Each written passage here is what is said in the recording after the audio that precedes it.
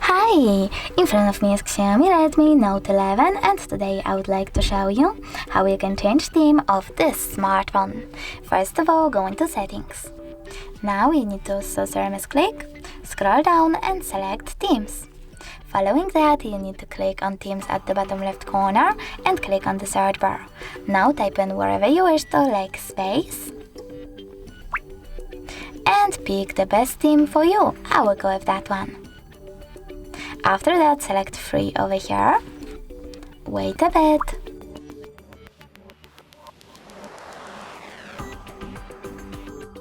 and tap on apply. And now when I click home button, as you can see, theme of my device has changed. If you wish to go back into the default one though, you can always do that by going into settings and choosing themes one more time. This time though, you need to select profile at the bottom right corner. Then click on themes, select one of those default ones, I will go with classic, and tap on apply. Thanks so much for watching. If you enjoyed this video, leave a like, comment and definitely subscribe. Bye!